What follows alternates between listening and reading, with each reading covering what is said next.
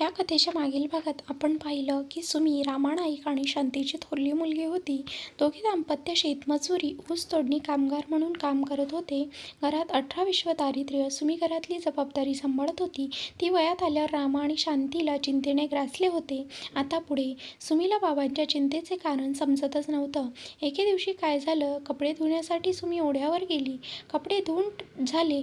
तिने तिथेच शेजारी कपडे वाळत टाकले. थोडा वेळ थांबून सुकलेले कपडे बादलीत भरले आणि घराकडे परतत होती. त्याचवेळी अचानक चंदूशेठची गाडी तिच्या जवळ आली. त्याने गाडीचा वेग कमी केला आणि म्हणाला, सुमी, कुठे निघालीस? चल, बस गाडीत, मी सोडतो तुला. सुमीने मान हलवून त्याला नकार दिला. त्याची बिभत्स नजर तिच्या सर्वांगावर फिरली. सुमीला त्याच्या विचित्र एकटक पाहण्याचा राग आला. ती थोडीशी धास्तावलीही. चंदूशेठ गाडीतून खाली उतरला आणि तिच्या पुढे येऊन उभा राहिला. तिचा हात पकडून तिच्याशी सलगी करू लागला. तिचा रस्ता अडवून उभा राहिला. जबरदस्ती करण्याचा प्रयत्न करू लागला. तिने त्याचा हात झटकला. स्वतःची सुटका करून घेत ती भराभरा रस्ता चालू लागली. बरोबर चालताना पायात पाय अडकून ती खाली पडली. तिच्या हातातली बादली निसटली. धुतलेले सर्व कपडे खाली अस्ताव्यस्त पडले. क्षणार्धातच चंदूशेठने तिच्या अंगावर झडप घातली. सुमी खूप घाबरली. मदतीसाठी आक्रोश करू लागली. त्याच वाटेने चंद्रभान आपल्या शेताकडे निघाला होता. इतक्यात त्याला सुमीच्या ओरडण्याचा आवाज कानावर पडला. कोण ओरडतं हे पाहण्यासाठी कोणीतरी संकटात असावं या विचाराने तो आवाजाच्या दिशेने झपाट्याने चालू लागला. समोरचं दृश्य पाहून तो अवाक झाला. चंदूशेठ सुमीचा हात जबरदस्तीने पकडून तिला जवळ ओढून तिच्यावर जबरदस्ती करू पाहत होता. चंद्रभानने पटकन हातातली काठी चंदूशेठवर उगारली. चंदूशेठच्या डोक्यावर जोरात फटका बसला. भळाभळा रक्त वाहू लागले. त्या वेदनेने कळवळू लागला आणि स्वतःला सावरत सुमीचा हात सोडत बाजूला झाला. चंद्रभान पाटलाला समोर पाहून तो थोडा खजील झाला आणि सावज हातातून निसटून गेला. म्हणून मनातल्या मनात चरपडत डोक्याला हात लावत चंदूशेठने तेथून काढता पाय घेतला.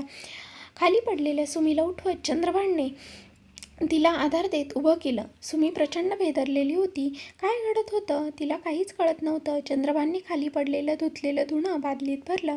थोडं सावरल्यावर चंद्रभानने तिला विचारलं, कुणाची पोर तू? त्याने तिची चौकशी करायला सुरुवात केली. तेव्हा चंद्रभानला समजलं की ती त्यांच्या शेतात काम करणाऱ्या मजुराची रामाची मुलगी आहे. सुमीला अशा घाबरलेल्या अवस्थेत सोडून जाणं त्याच्या मनाला पटेना. पुन्हा चंदूशेठ तिचा पाठलाग करेल आणि सुमीसोबत अतिप्रसंग करण्याचा प्रयत्न करेल की काय, म्हणून सुमीला सोबत म्हणून तो तिच्या घरापर्यंत चालत आला.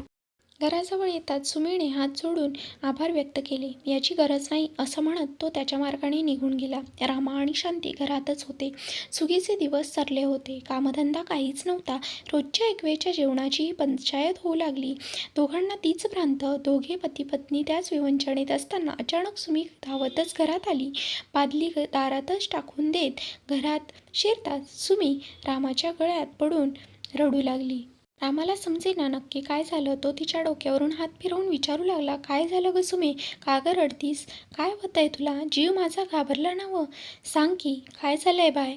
आपल्या बाबाच्या प्रेमाच्या बोलाने सुमी अजूनच उमाळे फुटू लागले. तिची आई शांती पण जवळ येऊन विचारू लागली. रडत रडत सुमीने घडलेला सगळा वृत्तांत सांगितला. रामाने डोक्याला हात मारून घेतला. शांती मटकन खालीच बसली. सुमीला कुशीत घेत तीही तिच्यासोबत रडू लागली. कोणीतरी भल्या माणसाने तिचे रक्षण केले. तिने मायबाबांना सांगितले. तेवढाच रामाला आणि शांतीला दिलासा मिळाल्या. रामाने साश्रुनयनांनी मनोमन देवाचे आणि भल्या माणसाचे आभार मानले. दुसऱ्या दिवशी सकाळी शांतीने रात्रीचं थोडं शिल्लक राहिलेलं अन्न गरम केलं आणि तेच न्याहारी म्हणून रामाच्या पुढे सरकवलं. शिळी भाकरी, चटणी आणि कांदा चिरून ताटात वाढला. रामा न्याहारी करायला बसला होता. एक घास तोंडात घालणार इतक्यात घोडागाडी रामाच्या घरासमोर उभी राहिली.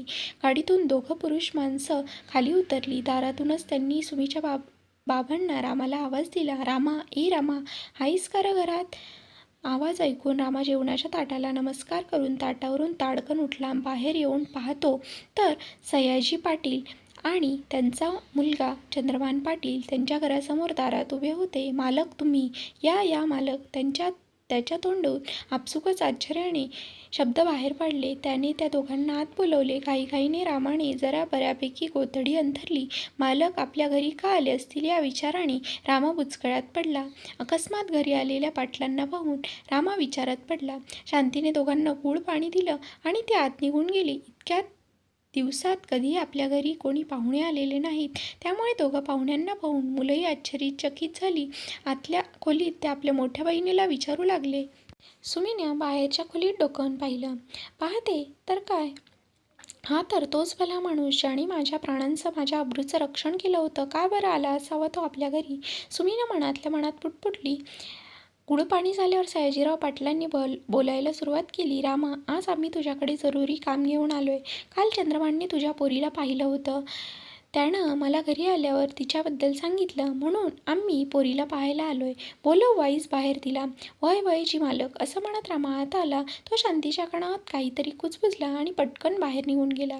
शांतीने लाकडी संदुकीतून जरा बऱ्यापैकी कोणीतरी दिलेली साडी बाहेर काढली. हा सगळा प्रकार काय आहे ते सुमीच्या लक्षात आलं, पण तोपर्यंत खूप उशीर झाला होता. कशी तरी साडी गुंडाळून शांती सुमीला बाहेर घेऊन आली. त्या दोघांच्या समोर सुमीला उभी करून चहा पाण्याचं बघते म्हणून परत आतल्या खोलीत आली. सयाजी पाटलांनी तिला बसायला सांगितलं. जुजबी चौकशी सुरू झाली. तिच्याकडे पाहत तिला विचारलं, नाव काय आहे पोरी तुझं? सुमित्रा, सुमी उत्तरली. भाकरी करता येते का? काय शाळा झाली?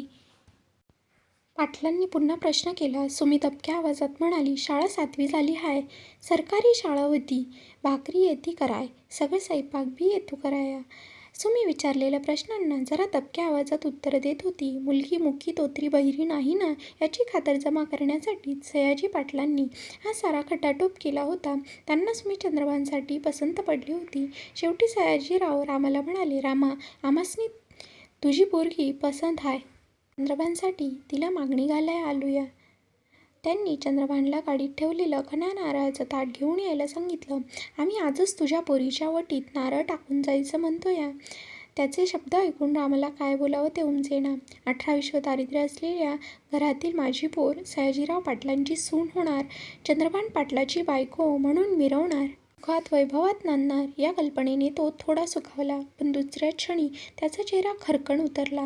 वयाने इतक्या थोर असलेल्या माणसाला माझी नाजूक कोवळी पोर कशी देऊ आणि सयाजीराव पाटलांना नाही तरी कसं म्हणू, म्हणून तो थोडा हिरमुसला. रामाची अवस्था इकडे आड आणि तिकडे विहीर अशी झाली होती. त्याला काय करावं काहीच उमजेना.